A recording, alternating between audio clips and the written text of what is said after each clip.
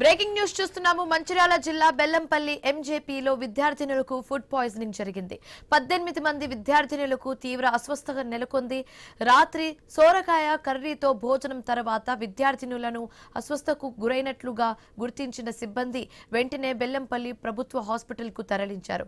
ఉదయం మరికొంతమంది అస్వస్థతకు గురి కావడంతో హాస్పిటల్కు తరలించారు.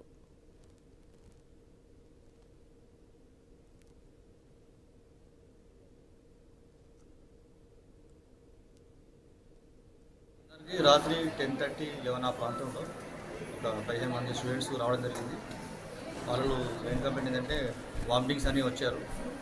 సో మనం అడ్మిట్ చేసుకోవడం జరిగింది, ట్రీట్మెంట్ ఇచ్చాము. సో వాళ్ళందరూ కూడా దాదాపు 30 మెంబర్స్ స్టేబుల్గా ఉన్నారు. మార్నింగ్ డ్యూటీ డాక్టర్ రౌండ్స్ చేసి డిశ్చార్జ్ చేయడం జరిగింది. ఒక 2 అడ్మిషన్ ఉన్నారు. ఇప్పుడు కూడా ఒక 8 మెంబర్స్ వచ్చారు మళ్ళీ వామిటింగ్స్ అని. వాళ్ళు అడ్మిట్ చేసుకున్నాము, ట్రీట్మెంట్ ఇస్తున్నాము, అబ్జర్వేషన్లో పెట్టాము.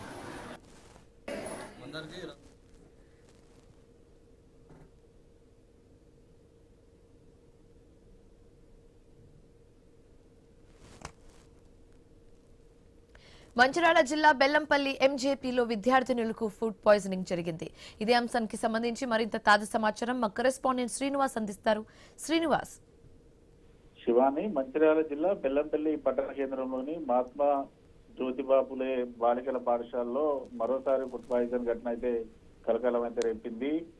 ఈ ఘటనకు సంబంధించి కూడా నిన్న రాత్రి హాస్టల్లో భోజనం చేసిన అనంతరం పలువురు విద్యార్థులు వాంతులు వికారంతో పాటు కడుపు నొప్పితో అస్వస్థ గురి కావడంతో వారిని బెల్లంపల్లి ప్రభుత్వ ఆసుపత్రికి అయితే తరలించారు. వైద్యుల చికిత్స అనంతరం కొంతమంది విద్యార్థినులు తిరిగి హాస్టల్ కు వెళ్ళగా ఈ ఉదయం మళ్లీ పలువురికి వాంతులు వికారం రావడంతో ఆ పరిస్థితి ఆందోళనకరంగా మారింది. దీంతో మరోసారి విద్యార్థినులను ఆసుపత్రికి అయితే తరలించి చికిత్సనైతే అందిస్తున్న పరిస్థితులు అయితే ఉన్నాయి.